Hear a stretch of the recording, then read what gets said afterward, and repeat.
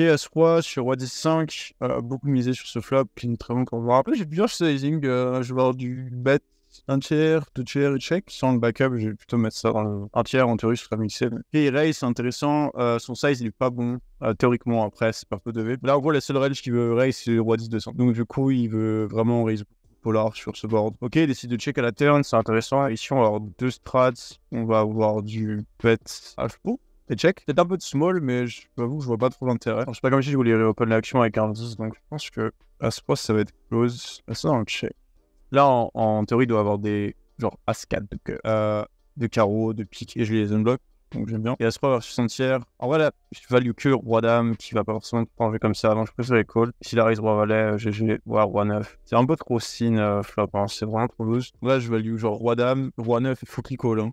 Call le raise. Peut-être, tiens, je peux genre As, et quand il call, du coup, il y aura pas assez de 2 paires et je peux rebet cher. Et même là, je sais pas s'il call un roi. Roi valet off, je vais flat juste parce que je sais qu'il carvenge. Et si carvenge, cette main est en call. Il y aura trop de mains à basse que je domine. Et du coup, mon roi valet est un peu trop fort pour folder. Mais sinon, c'est un fold. D'ailleurs, là, sur le 5, vide. La carte est très bonne pour moi. Je vais avoir pas mal de check raise sur ce board. On vient en 5, ça connecte avec tous mes 7-8, etc. Donc il doit très peu barrel. Et moi, je dois pas mal viser. Roi valet qui est pas vraiment une main qu'on veut mettre dans le lead. C'est pas mauvais. Mais on bloque un peu trop de fold. Du coup, bah, en général, c'est pas la bonne main. As-Didi sur le 2, c'est une bonne carte pour moi. Je vais mixer entre small et check principalement. Et As-Didi, ça va aller dans le check. On pourrait c'est genre un carène ici, en simplification, c'est vraiment bien. Je trouve le roi au steak, ça marche très bien, je pense. Mais là, on est peut-être un bon joueur, peut-être un peu moins bien marché. Ok, il bet mi-pot, je vais payer roi 7 sur As-8-9 contre Manuel. Check sur ce flop. Cette fois-ci, As-10, on va checker, je sais pas pourquoi je tank, j'ai pas de... En vrai, si, je peux avoir du lead sur le... J'avoue que j'ai pas fait exprès de tank. Je pense qu'il va le lire comme un signe de faiblesse. Ok, il bet, c'est intéressant. Roi 7 ici à la turn, ça on bet cher. Regarde, on peut delay over bet un tout petit peu. Et là, river, 10 c'est pas très bon. Je suis vraiment bottom avec As-10. En vrai, je check, j'ai encore pas mal de As-X plus pair ou X plus pair qui sont avant. Et As-10, ça va être un peu trop bas. J'ai les 8 aussi qui arrivent là. Vu que les 8 faisaient good shot, je vais toujours avoir des Roi 8, As-8, je vais toujours les call. Ok, As-2 sur Roi 7, on va bet small. Théoriquement, on est censé avoir du range bet, mais il y a dépendant des signes, il y a un peu de 10% de check. Et en général, on va avoir des petites trails de check condensées sur des mains, genre 2 dames et genre As de cœur, mais on peut range bet ici complètement ok. Lui, c'est un des meilleurs de la ranka, donc il va trouver assez de race et du coup, je vais fold. Mais c'est pas très grave, genre je suis vraiment très peu de bet. En fait, ce qu'il faut vous dire aussi, c'est que quand vous misez un combo qui est pas censé être misé, il y a une partie de votre range qui va bénéficier du fait que vilain exploite ça entre guillemets. Donc on perd, mais pas tant que ça. On a 3 tables du coup, une au milieu et 2 sur les côtés. Et on a un joueur récréatif qui a open 2x. On a payé prêt et là, flop, je vais folder. As-Valet contre ce joueur-là, je vais miser ici. Je vais avoir pas mal de 1 tiers, un petit peu de mi-pot et du check. Ce board. Et au plus on recule dans les positions et au plus on a de bêtes. Hein. Donc voilà, ça faut le savoir. Sizing de race qui est pas bon sur un board acide si on veut pas size comme ça. Les seules mains qui veulent race, ça va être vraiment des mains très fortes. Du coup, en général, c'est pas les sizing qu'on veut faire. La manière dont j'interprète, c'est que du coup, ils ont un peu plus les mains mergées, genre As-10, As-Valet, etc. Mais là, il doit raise quelque chose comme au moins 6-7x. Les seules mains qui veulent miser, c'est des races. Il y a des mains qui peuvent largement faire plus. Là, As-Valet à la turn, un peu pénible maintenant, surtout sur le 2, parce qu'il y a 4-5 qui est rentré. Néanmoins, je pense qu'avec l'As de trèfle, on va mieux à payer, je fold sans l'As de trèfle.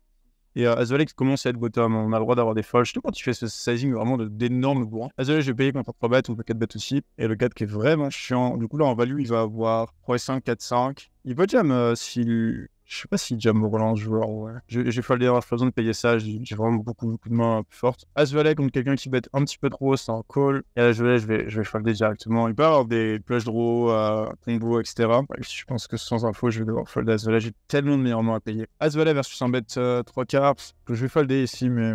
Il y a un moment où c'est un call. Ça dépend à quel point il barrel, il ici, M6, et quel combo polar il prend. En plus de 6x, 6x, je m'annonce que ça barrel un peu plus. Bon, c'est difficile ici, donc je préfère prendre l'option conservatrice quand c'est close. De toute façon, je vais partir de la table, on a un récréatif, en deep, toujours avec les tailles, donc la table vaut pas trop le coup. Là, on va 3 bêtes, ça fait environ 5x, c'est bien.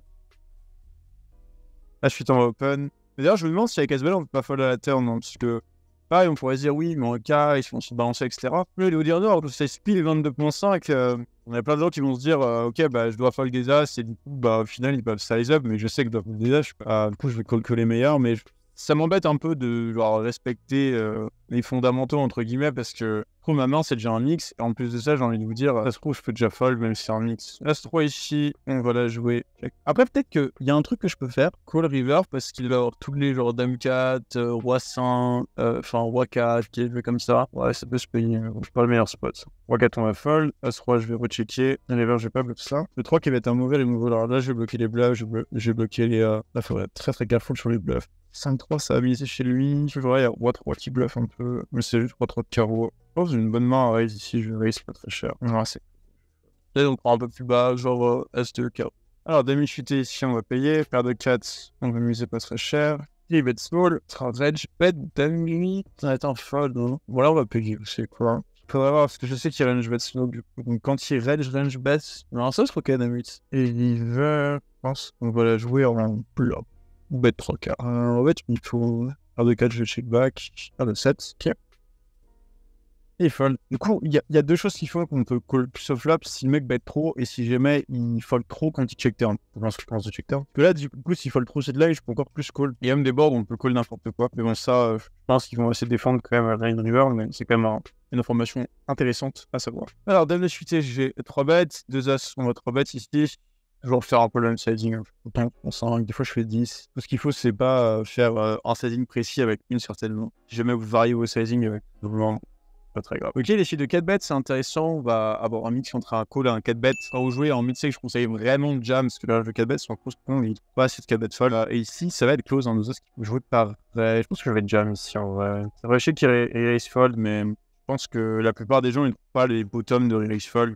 Du coup, genre, jam rapporte vraiment beaucoup d'argent. En plus de ça, un des problèmes du flat avec 2 as, c'est que mon board qui nous donne assez d'argent quand ils ont les 2 rois, faut que quand il y a un board kill guy, j'arrive à lui assez les 2 dames de valet. Et je pense que globalement, je préfère les jeux comme ça. Et on prend un petit pot. Si vous avez des reads sur les timings adverses de jam aussi, c'est intéressant. Là, j'avoue que c'est compliqué vraiment d'avoir des reads quand les gens ils ont des temps. Vous allez voir que si vous observez un joueur genre 20, 30 reads, vous allez voir qu'il y a certaines parfois petites patterns qui peuvent vous induire plus ou moins dans une certaine situation. Si je ne me suis pas du tout basé sur ces timings pour prendre ces décisions, c'est plus que, de manière générale, si les gens ils prennent pas les bottoms, jam est vraiment bien. Et si jamais les gens ils prennent quand même les bottoms de 4 bets, genre ça va pas non plus horrible, genre c'est close. Du coup, je suis plutôt fine avec le jam ici. 3-9, on va folder. 2-10, on espère plein d'un qui va squeeze. Personne squeeze, flop, dame 8-3. Je pense que c'est bien mieux de checker. J'aurais une beaucoup plus grande clairvoyance sur sa range quand il check back. Si jamais mis, je vais pouvoir payer au moins une fois. Et si jamais il check, du coup, je vais pouvoir miser pas mal les turns. Là, je sais qu'il a très peu de Queen-X. Donc, ce que je vais faire, c'est que je vais directement miser small. L'intérêt, c'est de me faire call par les pockets, les As-X. Et je pense qu'il va absolument pas du tout assez miser à la turn avec les mains qui n'ont pas d'équité. Donc, je pense qu'on a vraiment un bet obligatoire avec 2-10. Il va être trop cher. S'il commence à trop fold, c'est vraiment pas bon pour nous. Donc, j'ai bien mon sizing. On pourrait également faire mi-pot. Je pense que les deux sont ok. Là, sur le roi river, va t'en pareil avoir très très souvent la meilleure main. Ça va souvent être des mains comme As-Valet qui va avoir As-10, voire une paire. Ce que je vais faire ici, c'est que je vais miser vraiment pas cher. L'intérêt, c'est de me faire call du coup par ces pockets-là, parfois As-X. Si jamais il raise, on aura une décision assez intéressante. Et il a payé paire de 2. Donc voilà, c'est ce qu'on voulait. On peut discuter. Du sizing à la turn. River, je pense vraiment pas que je suis plus cher quand il y a un 8, une dame, un roi sur le board. Je pense que c'est vraiment le maximum. Après, on peut également mi-pot et level ces mains-là, mais j'ai pas envie de le faire avec 2-10 parce que si jamais il commence à pas avoir ces mains-là, dans le call, c'est catastrophique comme bet. Donc, c'est pour ça que j'ai préféré size de cette manière-là. 2 valets contre Manuel, on va 3 bets. Là, on est toujours en attente Tami pour jouer avec nous. On va voir ce qu'il décide de faire. Il décide de 4 bets. Alors, c'est un joueur qui est extrêmement agressif. Ceci dit, à ces positions-là, 2 valets, c'est quand même beaucoup plus un call. Je vais pouvoir avoir déjà même par sur 2 dames. Une range aussi, entre guillemets, polar. J'ai un peu moins envie d'avoir des raises avec 2 valets. Alors, donc, je vais payer ici. Je suis bon contre lui, ça n'aura pas été une énorme erreur. On board As-10-6. Va devoir mixer entre bet 1 quart et bet 10% pot. Bet 10% pot, c'est intéressant. Alors, théoriquement, on doit avoir des raises avec les valets, ce qui est giga sick. Et je pense que je vais le prendre d'ailleurs. En fait, l'idée derrière ça, c'est qu'on fait fold des mains comme 2 rois, 2 dames sans trèfle qui nous battent. Et on fait re-raise une range qui a de toute façon beaucoup d'équité contre la nôtre. Donc, je vais prendre le play ici avec 2 valets. C'est sûr que c'est pris un petit peu en théorie. Donc, je le prends, c'est marrant. Ici, on va bet du coup avec As-3. C'est un mix entre mi-pot et check. Si je peux pas miser tout le temps. Mais c'est vrai qu'on joue un peu plus deep. Du coup, quand on joue plus deep, c'est vrai qu'on a plus de bets d'ailleurs, ce qui est assez surprenant. Et avec As-3, je suis assez petit. On va check. 2 valets, je vais checker. Et valet 4, on va folder. Et ensuite, on va pouvoir folder. Et du coup, sur la dame river, carte vraiment très embêtante pour moi maintenant. Je ne vais pas battre grand chose. J'ai un peu de showdown contre 3-10 qui bluffe pas. Je sais pas trop ce que je fais fold ici en vrai. Je pense qu'à As-3, il aurait souvent misé. Mais là, il y a 2 dames, 2 as purs dans lesquelles je m'en parle. Donc, je vais devoir checker ici. Peut-être qu'on a un bluff intéressant contre 2 rois spécifiquement. On va voir. As-roi ici, on va checker. Et il push. Et on a joli fold avec 2 valets. Et As-roi, du coup, on a joué en check flop, check turn. Alors ici, c'est un spot qui est un peu particulier. Sur certaines cartes, on peut avoir du 10% pour. L'intérêt, c'est que je vais target, c'est As-Dame, As-Valet que je vais mettre dans l'embarras. Et en soi, je m'attends à ce que Pocket bête assez souvent de la part de ce joueur-là. Donc je vais 10%. Si jamais je suis contre un no city sizing As-Deep, je vais payer. Mais l'adversaire qui fold, c'est des très bons sizing en flop. Parce que là, vous allez vraiment pousser dans ce retranchement, vraiment pour le fond de sa range, entre des calls avec Roi. Et du coup, quand j'ai mes airballs, c'est un size que je prends très souvent en bluff, mais ça faut pas le dire. Du coup, vous transformez un peu votre range de check avec une range de 10% avec la top region, qui est pas assez fort pour miser plus, mais qui est quand même assez fort pour miser de manière intéressante. Alors, A7 sur 10-10-6, les boards à doublette, ça va dépendre des doublettes. Quand c'est doublette 10-10-6, board est plutôt favorable pour moi, puisque les c'est une meilleure carte, je vais en avoir un peu plus, et les X un peu meilleurs. Déjà, les X qu'il a en plus, ça va être en plus, c'est genre les 10-4, 10-3 que j'open pas, mais il a en lot. Mais pas tout le temps, parce que je suis en train de faire une partie. Le roi, c'est une bonne carte pour moi. Je vais miser small ici, je vais overstab, parce que je m'attends pas à assez de raise, je m'attends pas même à cette call. Genre là, il faut vraiment qu'il call vraiment assez loose. Du coup, j'aime bien le faire avec les autres safe, en plus je bloque les calls. Même pour pas bluffer certains renards si on a inside. Donc j'aime bien le bet ici. Je pense que c'est pas mal, surtout quand il raise pas assez. Ce qui est bien avec ces moves-là, c'est que même si jamais je me trompe sur mes suppositions, bah, je peux être à 7 sur le roi, c'est pas non plus. Voilà, je serai jamais horrible. Roi de ici, contre un fiche, on va bet small. 8 et 7 ici, contre un joueur créatif, je vais bet small également. Commencer à jouer des lines de call et après check, mise à la river, en général c'est de length. Souvent bluffé. Là, quand il est aussi small, je m'attends vraiment pas du tout à ce qu'il ait une main strong. Donc là, il y a deux choix, c'est soit je raise et ensuite je bluff river, soit je call. Je vais préférer just call quand j'ai pas d'informations sur mon adversaire ici, ça va être un petit peu plus conservateur. Et river, ça va être difficile de fold. Honnêtement, il y a presque aucune value. Là, je m'attends à ce que ce soit vraiment une main complètement random. Alors, il peut y avoir des ASICs un peu low, jouer comme ça, mais j'avoue que c'est un peu la seule main qu'il a. Je peux voir raise ici. Bon, je vais devoir payer. Je pense qu'il n'y a aucun monde où on peut fold ça. Et il a deux paires touché river. Bon, c'est bien joué. Mais contre un pitch qui vient d'arriver, qui prend une line aussi volatile, je pense vraiment pas qu'on puisse fold éviter cette ici. Roi 5 contre Roman et Rold. Je vais décider de miser small sur ce board.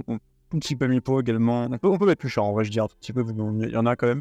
Sizing qui est décent. À la turn ici, roi 5. Qui fait la meilleure noix à bluff ici. C'est pas mauvais, mais bon. Je pense que là, un peu gaffe, faut pas trop bluffer. Je vais mettre ça dans le check du coup. Et j'aurai des 1-4 de trèfle qui sont peut-être un petit peu mieux à miser. Et bon, après, je veux tout le peut-être, c'est peut-être tout le temps un bet, mais je me sens quand même être classe. Ok, qui décide de bet l'Inde, bon, bah, on va payer, je suis pas folle maintenant. De temps en temps, il y a quelques cuts, mais c'est quand même souvent un petit roi 10, on va call. As-roi, qu'est-ce que tu fais? Non, faut pas faire ça. Non, c'est pas bon. Qu'est-ce que tu fais pré-flop? Là, je sais pas ce qui se passe. Non, c'est un très bon joueur, mais là, qu'est-ce que tu fais, mec? J'ai jamais vu ça. As-roi, il y a du flat pré, mais c'est contre UTG, pas contre UTG1, faut regarder les reines. Bet au flop, call est ok. Et river, en fait, le problème de mettre une blinde, c'est qu'on n'a pas à se déguiser. Quelle main, mon bonne jet? J'ai des As-Dame, je vais payer ou je vais payer As-Dame. Est-ce que je paye à 7? C'est même pas sûr. Et à ces poses-là, j'ai genre As shoot, As 6 shoot, As 8 shoot, As 9 shoot, mais j'en ai 4. Et du coup, là, je vous ai cité les combos que je payais, mais maintenant, j'ai paye un 5, paire de 6, paire de 7, paire de 8, un kiff, un valet. Et du coup, pour moi, il n'a pas assez d'équité. Donc, le seul intérêt de ce move, c'est qu'ils disent que je raise un peu trop ma meilleure region, et du coup, il peut re-raise. Bon, là, par rien, je pense vraiment pas ce qu'il saisit. Soit c'est juste pas bon. Donc, je pense que c'est juste pas bon. Comme le move, qu'il n'a pas assez d'équité pour le faire. Préflop, c'est un 3 votes.